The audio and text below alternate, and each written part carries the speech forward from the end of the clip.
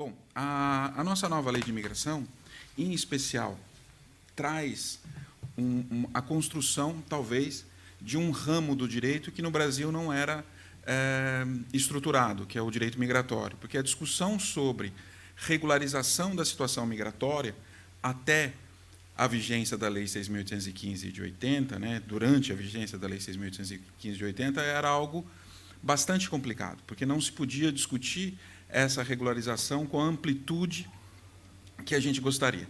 Então, a nova Lei de Imigrações traz como diretiva, como princípio, a ideia de focar na regularização documental.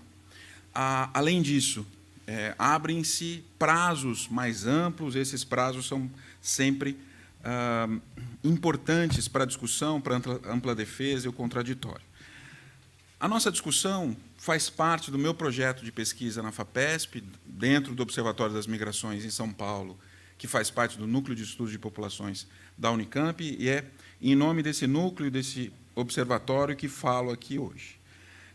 Gostaria de destacar, nesse tempo que existe, para a gente fazer a comunicação, o artigo 45 da nova lei, especialmente no que toca ao direito de ingresso do migrante.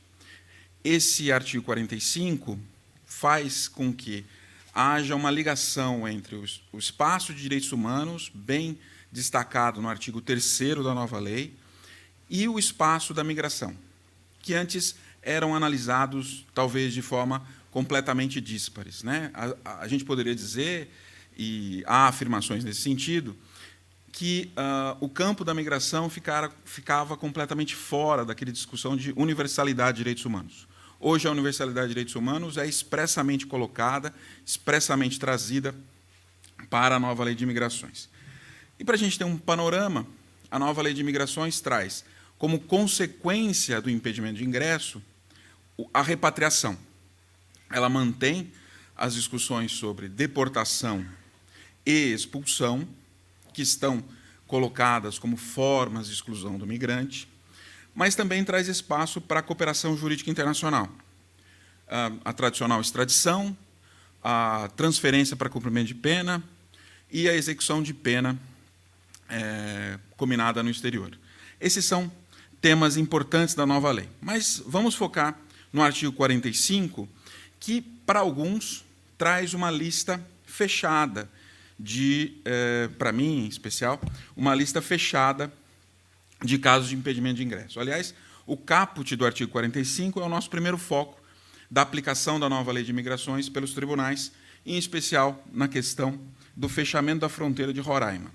O artigo 45, por conta do fluxo venezuelano. O artigo 45, caput, diz assim: poderá ser impedida de ingressar no país, após entrevista individual e mediante ato fundamentado, a pessoa. Então, dois elementos importantes aqui: entrevista individual e ato fundamentado. Esse ato fundamentado nas normas jurídicas do país, em especial nas normas de direitos humanos. E aí nós temos uma lista que vai terminar no inciso 9º, que diz assim: que tenha praticado ato contrário aos princípios e objetivos dispostos na Constituição Federal. Esse inciso é o inciso que nos traz a construção da portaria, antes já revogada, a portaria 666 do Ministério da Justiça, que traz as hipóteses de deportação sumária e de impedimento de ingresso no território nacional. Essa portaria foi alvo de uma ação no Supremo Tribunal Federal, no controle concentrado, e, posteriormente, nessa sexta-feira passada, dia 11, a portaria foi revogada, tendo sido publicada uma nova portaria, a portaria 770, que foi, na verdade, publicada no dia 14, segunda-feira dessa semana, 14 de outubro. Então, a discussão nos tribunais, ela vai enfrentar esses desafios, que é a nova conformação da proteção dos direitos dos migrantes no espaço dos direitos humanos, o que não era comum até recentemente. Nesse ponto em especial, nós vemos alguns desafios. O primeiro desafio que imagino para ser identificado nesse espaço é o desafio geográfico.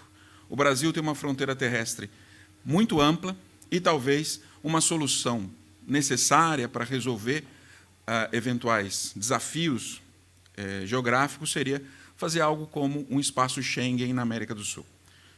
Estou aqui para iniciar as discussões, né? A gente tem também um desafio de efetivação. Faltam estruturas para recebimento desses migrantes e recebimento das suas demandas para levar até o judiciário. Além disso, nós temos identificado, nessa pesquisa que começou agora em junho, temos identificado decisões judiciais que ainda aplicam a Lei 6.815 de 80, ignorando a nova Lei de Imigrações, que esse desafio eu chamo de desafio de conhecimento. Então, esses desafios que nós temos, geográficos, de efetividade e de conhecimento, se somam a um desafio de sensibilização, que é a identificação da população com a proteção do migrante, né? Há uma pesquisa Ipsos que entrevistou vários brasileiros que chegaram à conclusão, ou chegaram à afirmação, de que o Brasil teria 30% de imigrantes. O Brasil tem 0,3% de imigrantes. Então, é muito pouco, né? O Brasil tem 11 mil refugiados reconhecidos historicamente, hoje vivendo no Brasil um pouco em torno de 6 mil. Temos 190 mil pedidos de refúgio a serem analisados. E, comparado com outros países do mundo, o Brasil tem pouquíssimos migrantes. Nesse contexto, sensibilizar a população de que a discussão migratória não é uma discussão, nesse momento, preocupante, é algo a ser feito. Em especial no Brasil, pelas projeções do Observatório das Migrações, em São Paulo, da Unicamp, nós temos a ideia de que haverá um aumento de nacionalidades, mas não de número de imigrantes no país nos próximos anos. Esse talvez seja o desafio. Bom, mas para que a gente saiba que a nova Lei de Imigrações está sendo aplicada, a gente vai ter que olhar os tribunais e também olhar as falhas para chegar aos tribunais. Porque, normalmente, a ausência de decisões nos tribunais não significa que as demandas não existam, mas pode ser que signifique que nós estamos invisibilizados nesse contexto. Muito obrigado.